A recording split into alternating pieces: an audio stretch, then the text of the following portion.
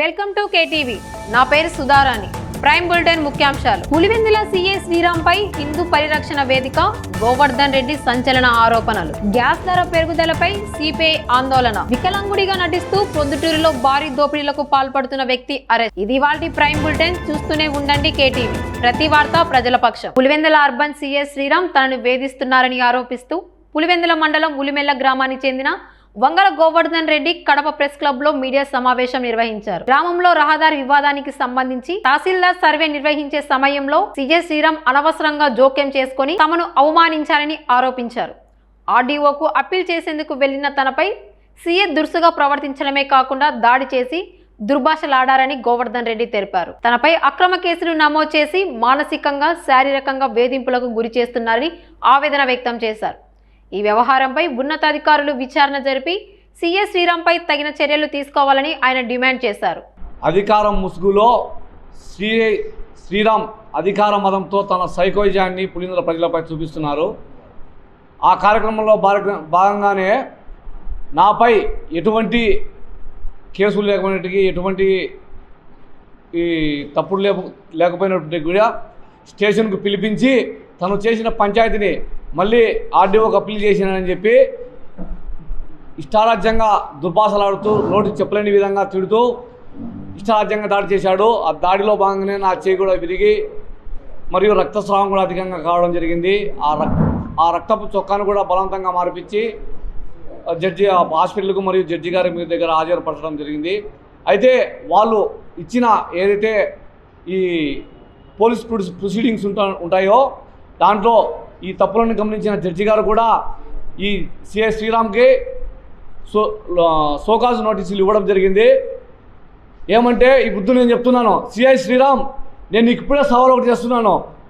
నేను 4వ తేదీ సాయంత్రం పోలీస్ స్టేషన్కి నీ ముందర హాజరైతే నువ్వు 5వ తేదీ నన్ను నిర్బంధంలోకి తీసుకున్నావని చెప్పి తప్పుడు కేసు నమోదు చేసి మీడియాను మరియు గౌరవ న్యాయస్థానాన్ని కూడా మోసం చేసినావు. నీకు అసలు సిగ్గుంది అని చెప్తున్నాను. నువ్వు పోలీస్ డిపార్ట్మెంట్లో సిఐకే కాదు, కనీసం హోంగార్డుగా కూడా నీకు పనికిరావు. నేను ఈ పత్రికాముఖంగా తెలియజేశానంటే ఇతడు డ్యూటీలో జాయిన్ అయిన నుంచి ఇప్పటికీ చేసిన అరాచకాలపై కూడా విచారణ జరపాలి. మొత్తము ఇతను 2 ఎకరాలతో డ్యూటీలో జాయిన్ అయ్యి ఈ బుద్ధుడికి కోట్లాది రూపాయల ఆస్తులు కలిగి ఉండని ప్రజలు చెప్పుకుంటున్నారు. ఈ ఆస్తులు ఎట్టొచ్చినాయో ప్రతి ఒక్క విషయాన్ని ఇతను చేసిన అన్యాయాలను హైదరాబాద్లో ఒక గంజాయి స్మగ్లింగ్ కేసులో కూడా ఇతని ఇన్వాల్వ్మెంట్ ఉందని మనకు పేపర్కి వచ్చింది అప్పట్లో. ఈరోజు లీగల్ నోటీసులు కూడా ఈ ఆదోనిలో ఒక ఎస్సీ అభ్యర్థిపై ఒక ఎస్సీ వ్యక్తిపై దాడి చేసేందుకు సోకాజ్ నోటీసులు ఇస్తూ ఆదోని కోర్టు వారు కూడా ఎస్సీ కమిషన్ వారు ఇవ్వడం జరిగింది. ఇది ఎంతటి అన్యాయం అంటే ఎంతటి అరాచకాలు చేస్తున్నాడంటే దారుణాతిదారుణంగా ఇతని అన్యాయాలు అరాచకాలు ఉన్నాయి. మేము ఒకటి తెలియజేస్తున్నాం జిల్లా ఎస్పీ గారికి, అయ్యా గౌరవనీయులన్న ఎస్పీ గారు, వాస్తవంగా ఈరోజు నువ్వు ఇక్కడ ప్రాణాలతో ఉన్నానంటే అది మీదైనే. ఎందుకంటే మా భార్య మీకు ఫోన్ చేసి విషయం చెప్పగానే మీరు దీన్ని సీరియస్గా తీసుకొని ఎస్ఐ గారిని మరియు ఏఎస్ఐ గారిని ధైర్యం చెప్పడానికి మా ఇంటికి పంపించారు. దానికి సంతోషం మరియు కృతజ్ఞతలు తెలియజేస్తున్నాను. అంతేకాకుండా మీరు కేవలం అంటే ఈ చర్యలతోనే సరిపెట్టుకోకుండా మేము ఇచ్చిన ఆల్రెడీ నిన్న ఎస్పీ గారికి స్పందనలో కార్యక్రమంలో ఆయనకు ఎస్పీ గారికి మనం ఫిర్యాదు చేయడం జరిగింది. మేము ఇచ్చిన ఫిర్యాదుపై పూర్తి సమగ్ర విచారణ జరిపి ఆయన పైన చర్యలు తీసుకోవాలని కోరుకుంటున్నాను.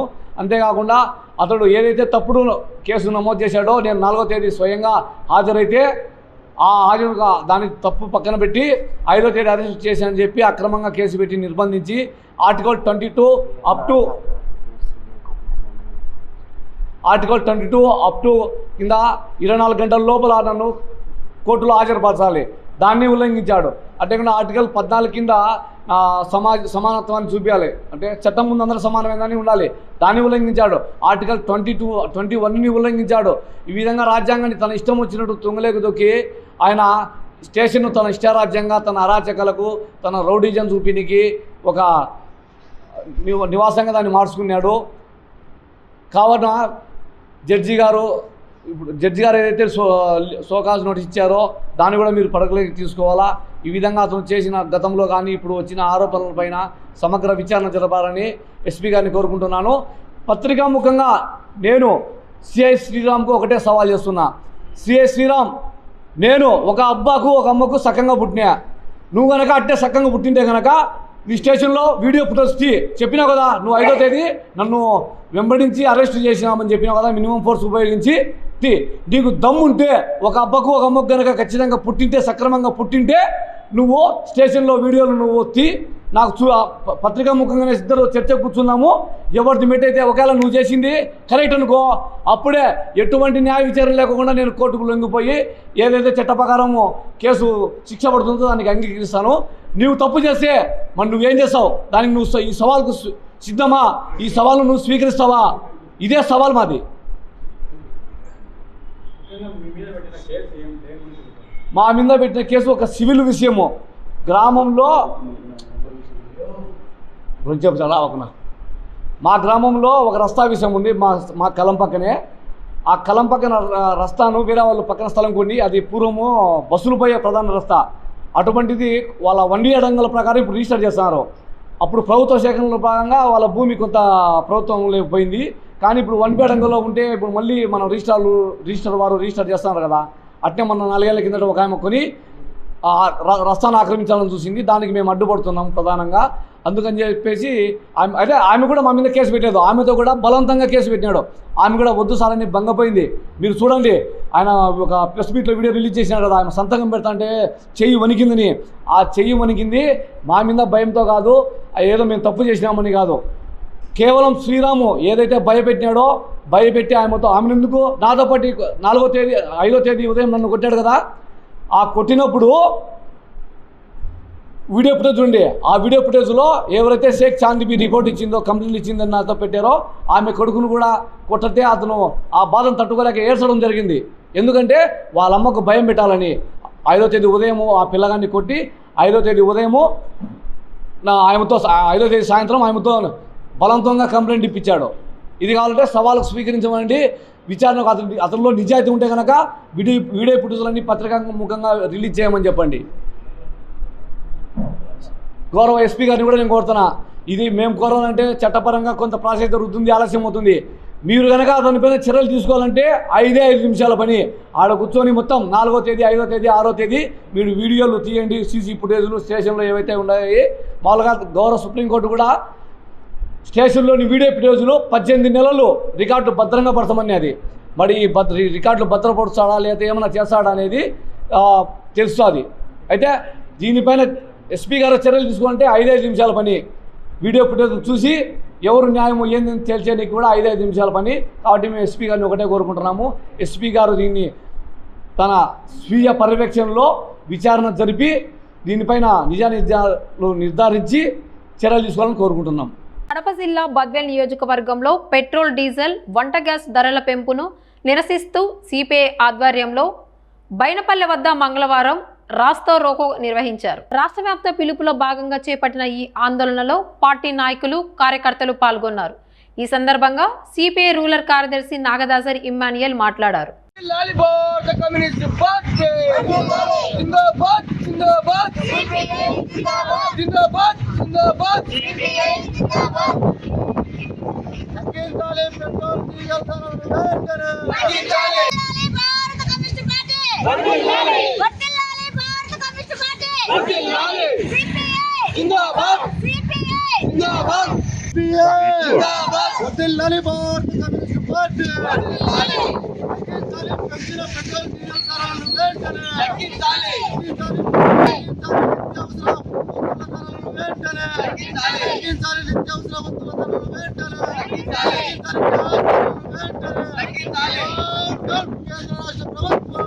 ఈరోజు రాష్ట్ర వ్యాప్తంగా వామపక్షాల ఆధ్వర్యంలో పెంచిన పెట్రోల్, డీజిల్, గ్యాస్, నిత్యావసర వస్తువుల ధరలను తగ్గించాలని రాష్ట్ర సమితి పిలుపులో భాగంగా ఈరోజు బద్వేల్ రూరల్ ప్రాంతమైనటువంటి బైనపల్లె గ్రామం వద్ద రాస్తారోహణ నిర్వహించడం జరుగుతూ ఉంది.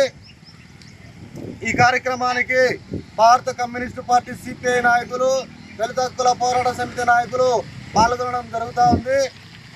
మేము అడుగుతూ ఉన్నాం, నరేంద్ర మోడీ వచ్చి 12 సంవత్సరాలు అవుతున్నా కూడా పెట్రోలు, డీజిల్, గ్యాస్ ధరలు పెంచడమే తప్ప తగ్గించినటువంటి దాఖలాలు లేవు. అట్లాగే మూగా చెవిటివాడినంటూ నకిలీ వైద్య ధ్రువపత్రాలు చూపిస్తూ ఇళ్లలోకి ప్రవేశించి చోరీలకు పాల్పడుతున్న అంతర్రాష్ట్ర దొంగను ప్రొద్దుటూరు పోలీసులు అరెస్టు చేశారు.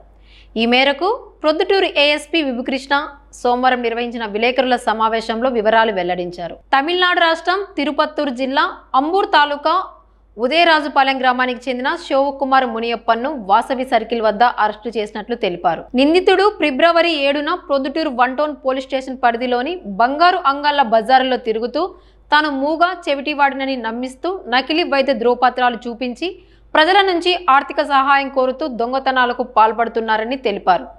ఈ కేసును ఛేదించి నిందితుడిని అరెస్టు చేయడంలో విశేష కృషి చేసిన 1 టౌన్ సిఐ టీవీ కొండారెడ్డి, ఎస్ఐలు S Srinivasulu, G Madhusudan Reddy, ASI Srinivasulu, CCS సిబ్బంది కె భాష, వై నరసింహనాయుడు, సాయి కిషోర్ తదితరులను జిల్లా ఎస్పీ షెల్కే నచికేత్ విశ్వనాథ్, ఏఎస్పీ వికృష్ణ అభినందించారు.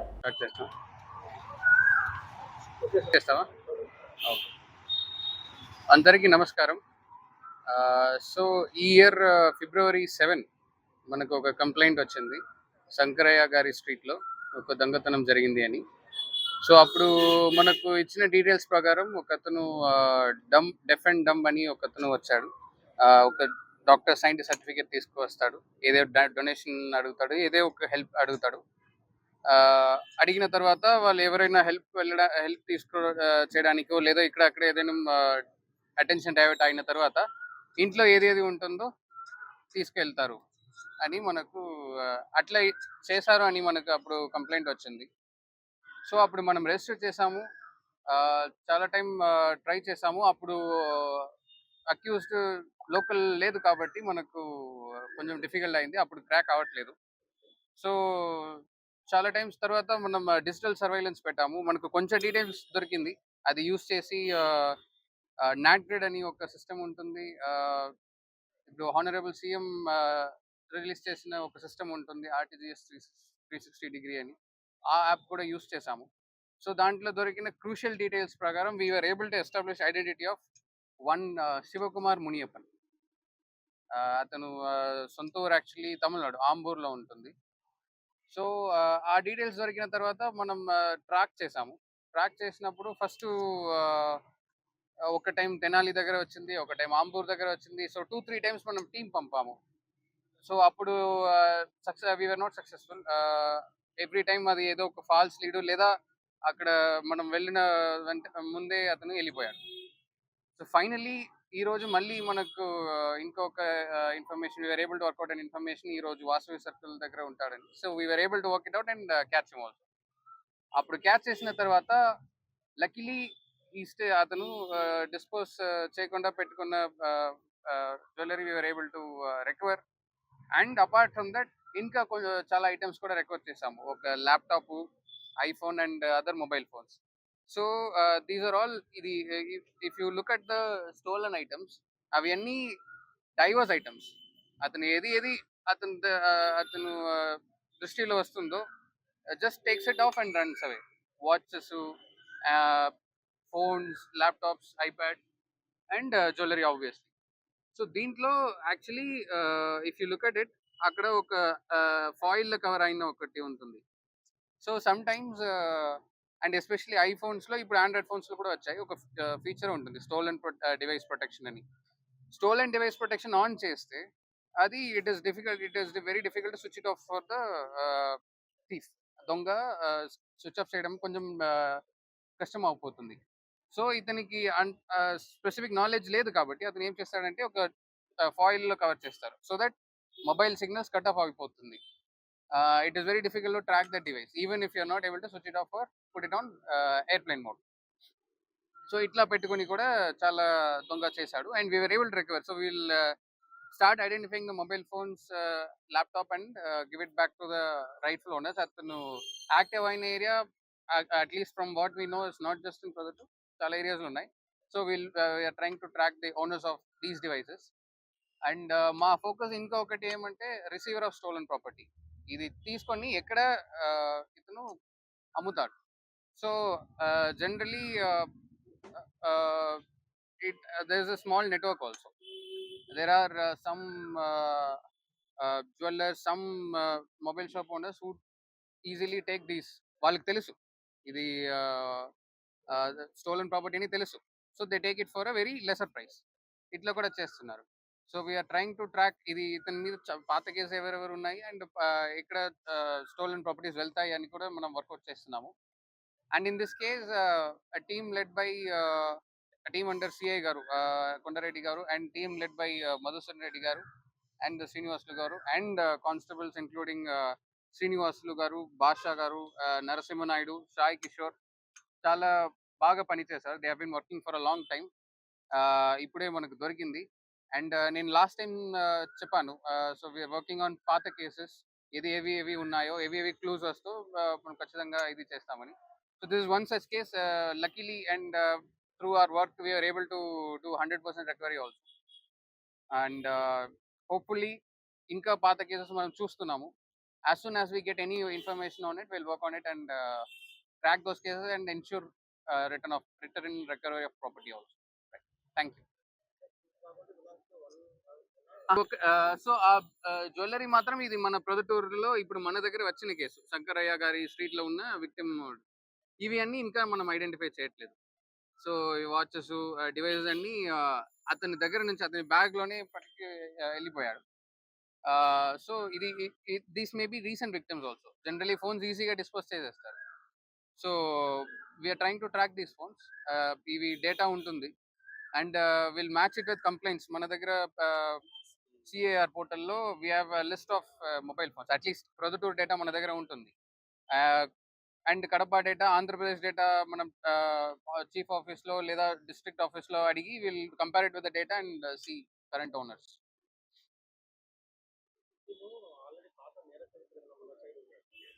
విక్టిమ్ ప్రీవియస్ ప్రైమ్ మినిస్టర్ మన దగ్గర లేదు. మోస్ట్లీ రాజమండ్రిలో ఒక కేసు ఉంది అండ్ అతను ఇక్కడ రెసిడెంట్ కూడా కాదు. And if you look at that, అది కాపీస్ ఒకటి ఇవ్వండి. ఇట్లా ఏం చేస్తాడంటే ఈ takes it in multiple languages also. ఇంగ్లీష్లో, తెలుగులో ఇట్లా తీసుకుంటాడు.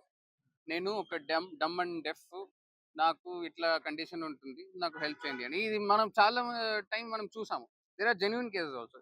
సో బట్ ఇట్లా ఒక ఐడియా ఇతను తీసుకొని స్కామ్ కూడా చేస్తున్నాడు.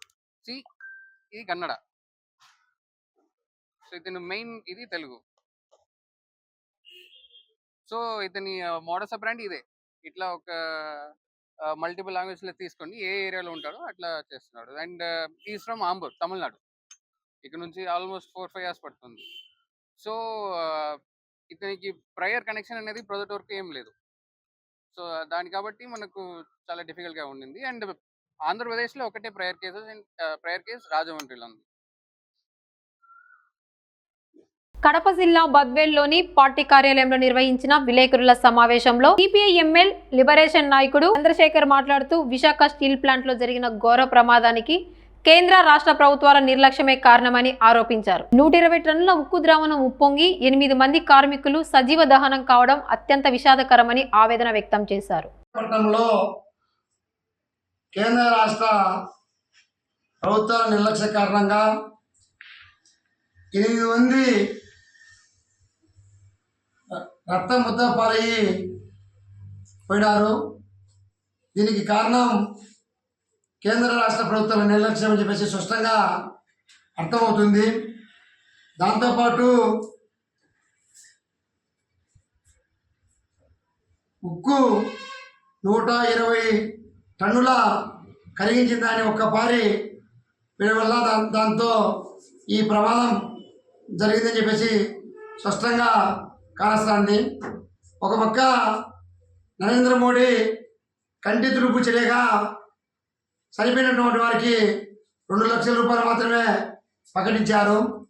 అదేవిధంగా ఒక పక్క ప్రజలను మొబ్బపెట్టేదానికి ఇటు లోకేష్ గారు ఇటు పవన్ కళ్యాణ్ గారు పర్యటనలు ప్రెస్ మీటింగ్ పెట్టి ప్రజలను మొబ్బపెడుతున్నారు. దీన్ని పక్కదారి పట్టిస్తున్నారు.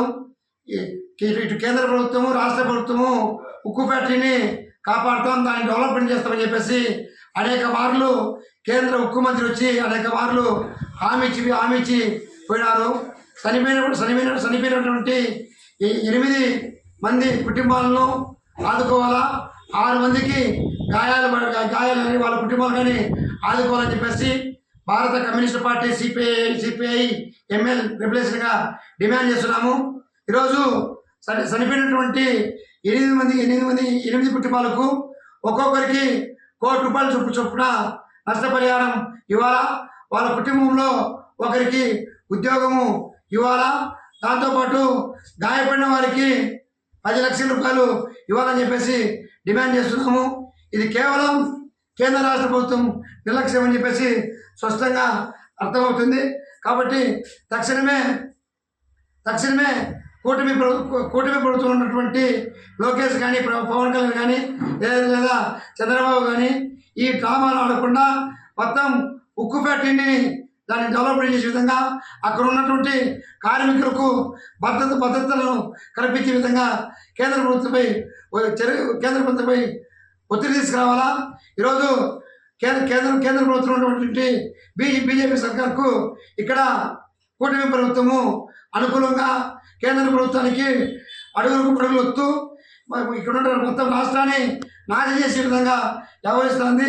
ఇదే కొనసాగితే 2029 ఎన్నికల్లో అటు కేంద్ర ప్రభుత్వానికి ఇటు రాష్ట్ర ప్రభుత్వానికి మొత్తం ప్రజలు గోరి కడతారని చెప్పేసి స్పష్టంగా తెలియజేస్తున్నారు.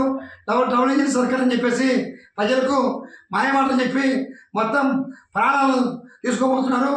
గత ప్రభుత్వంలో ఏ రకంగా అయితే ₹1 కోటి ఒక్కొక్కరికి చనిపోయిన వారికి కట్టించారో తక్షణం ఈ ప్రభుత్వం కానీ ఇటు రాష్ట్ర ప్రభుత్వం కేంద్ర ప్రభుత్వం ఒక కుటుంబానికి ₹1 కోటి, అదేవిధంగా నాణ్యమైన గాయపడిన వారికి నాణ్యమైన వైద్యం అందించాలని చెప్పేసి డిమాండ్ చేస్తున్నాము.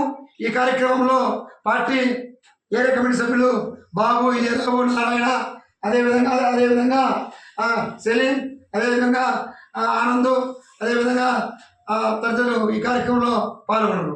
రాజ్యసభ సీటు రాకపోవడంపై అసంతృప్తితో జనసేన అధినేత ఉప ముఖ్యమంత్రి పవన్ కళ్యాణ్ పై టీడీపీ నేత శ్రీనివాసులరెడ్డి విమర్శలు చేయడం సరికాదని జనసేన నాయకుడు మంచి శివకుమార్ అన్నారు.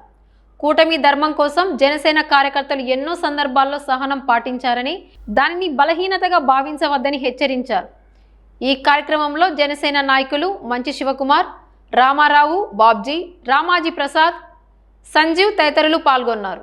ఈరోజు ప్రెస్ మీట్ పెట్టడానికి ముఖ్య కారణం ఏంటంటే 2 రోజుల క్రితం మన కడప జిల్లా తెలుగుదేశం పార్టీ మాజీ అధ్యక్షుడైనటువంటి రెడ్డప్ప గారి శ్రీనివాసులరెడ్డి గారు మా జనసేన పార్టీ అధ్యక్షులైనటువంటి పవన్ కళ్యాణ్ గారి మీద ఒక ట్వీట్ చేయడం జరిగింది. దాని అనుసంధానంగా ఆయన చేసిన ట్వీట్కు ఖండిస్తూ జనసేన పార్టీ తరపున ప్రొద్దుటూరు నుంచి ఆయన వ్యాఖ్యలను ఖండించడం జరుగుతుంది. ఇదేంటంటే ఆయన ట్వీట్ చేసిన విధానం ఏంటంటే 18 నెలల క్రితం పేరెంట్ టీచర్స్ మీటింగ్లో భాగంగా ఒక గవర్నమెంట్ ప్రోగ్రాంలో ఆయనకు రావాల్సిన ఒక క్లస్టర్ ఇన్ఛార్జికి రావాల్సిన ఒక 15 నుంచి 20 లక్షల బిల్లులకు సంబంధించి ట్వీట్ను చేయడం జరిగింది. అది గవర్నమెంట్ పేరెంట్ టీచర్స్ మీటింగ్ అనేది ఒక ఎడ్యుకేషన్ సంబంధించిన శాఖకు సంబంధించిన ప్రోగ్రాం. వాటికి సంబంధించిన బిల్లులను ఎడ్యుకేషన్ మినిస్టర్ అయినటువంటి లోకేష్ బాబు గారిని అడగాలి, లేకపోతే ఇటువంటి ప్రోగ్రాం చేయండి, కండక్ట్ చేయండి అని ఉత్తర్వులు జారీ చేసిన ఆర్ఎన్బి శాఖ మంత్రి అయినటువంటి బీసీ జనార్దన్ రెడ్డి గారిని అడగాలి. అంతేగాని మా జనసేన పార్టీకి ఏం సంబంధము? జనసేన పార్టీకి సంబంధమా అంటే సంబంధం అంటే గవర్నమెంట్లో భాగంగా ఒక ఉప ముఖ్యమంత్రిగా అడగచ్చు. కాకపోతే ఈ 18 నెలల్లో ఎన్నిసార్లు మీరు మన లోకేష్ బాబు గారిని కలవలేదు? డిస్టిక్ వైజ్ నారా లోకేష్ గారు ప్రతి కుటుంబ సమేతంగా అందరినీ ఆహ్వానించడం జరిగింది. నారా లోకేష్ గారితో డిన్నర్ అని చెప్పేసి అప్పుడు ఆ కాంట్రాక్ట్ని తీసుకెళ్ళి మాకు 18 లక్షల బిల్లు రావాలని చెప్పి అడిగిండొచ్చు కదా. ఇది ఒక సమయము, ఇదేమన్నా సమయమా, ఇది సందర్భమా? అంటే పదవి రాకపోతే పవన్ కళ్యాణ్ గారి మీద విమర్శలు చేయడం, ఇది మీ మీ మీకు ఉండబడిన ఈ రాజకీయ చరిత్రలో ఇంత అనుభవం ఉన్న మీకు ఇది తగునా? ఇదేనా మీకు టీడీపీ నేర్పిన విధానం? ఇన్ని రోజుల నుంచి మీరు ఇన్ని సంవత్సరాల నుంచి టీడీపీలో నేర్చుకుంది ఇదేనా? ఇది సమయమా? అంటే ఒక పదవి రాకపోతే, లేదంటే ఒక ఇచ్చిన మాటను మీ పార్టీ వాళ్ళు నెరవేర్చకపోతే ఇతర పార్టీ మీద బురద జల్లడం ఎంతవరకు సమంజసం? ఇప్పుడు మనకు ఒక విషయం అండి, ఇప్పుడు మనకు ఆకలేస్తుంది, మన ఇంట్లో తలుపు తట్టాలి కానీ పక్కింటి పోయి తలుపు తడితే నువ్వు తలుపు తట్టేట్లేదు, పోయి రాళ్లతో కొట్టినట్టుంది. రాళ్లతో కొట్టి మా ఇంట్లో మా అమ్మ అన్నం పెట్టడంలా, మీరు వచ్చి రాండి, మా ఇంట్లో అమ్మ అన్నం పెట్టలా, మీరు రాండి అని అడిగినట్టుంది. ఇది ఎంతవరకు సమంజసం? శ్రీనివాసులరెడ్డి గారు, ఇది సమంజసమా? అంటే మీకు ఇప్పుడు పదవి రాకపోతే ఎటువంటి కార్యక్రమం అంటే జనసేన పార్టీ అధ్యక్షులైనటువంటి జనసేన పార్టీ అధ్యక్షులైనటువంటి పవన్ కళ్యాణ్ గారి మీద విమర్శలు చేయడం ఇది తగునా? ఇదొకటి. ఇంకొక పాయింట్, బాధను వెలగక్కుతున్నారు మీ బాధను. అంటే ఎవరికి లేవు ఇక్కడ? మేము జనసైనికులుగా మేము ఇక్కడ మీ ఇప్పుడు ఉమ్మడి కడప జిల్లాలో జనసైనికులు లేకపోతే ఈ విజయం అనేది అంత మెజార్టీ వస్తుందా? అంటే జనసైనికుల ప్రభావితం లేకోకుండా మన కడప జిల్లాలోనే ఇన్ని సీట్లు మనం గెలగలుగుతామా?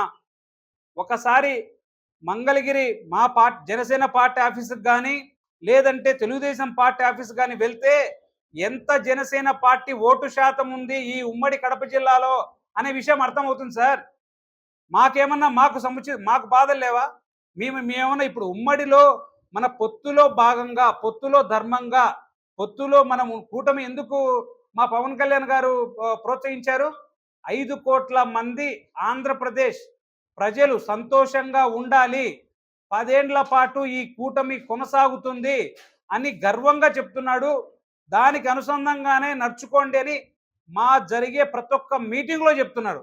సార్, ఇట్లా ఈ విధంగా జరుగుతున్నాయి. మన జరిగిన తిరుపతిలో మా ఉమ్మడి కడప జిల్లా, అనంతపురం జిల్లా, మన అనంతపురం జిల్లా 3 జిల్లాలు కలిపి ఒక మీటింగ్ జరిగింది తిరుపతిలో.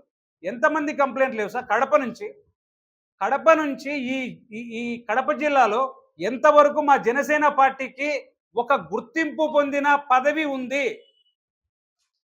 ఒక చైర్మన్ పదవి ఏదైనా ఉందా? అది ఏదైనా కానీ, గుళ్ళో కానీ, బల్లో కానీ, హాస్పిటల్లో కానీ, ఏం మాకు ఉంది గుర్తింపు? మేము ఆత్మగౌరవాన్ని మాకు లేవా బాధలు? మేమేమన్నా మీ మీద విమర్శలు చేస్తున్నామా? లేదంటే తెలుగుదేశం నాయకులైనటువంటి ఈ జిల్లా నాయకులైనటువంటి వాళ్ళ మీద విమర్శలు చేస్తున్నామా?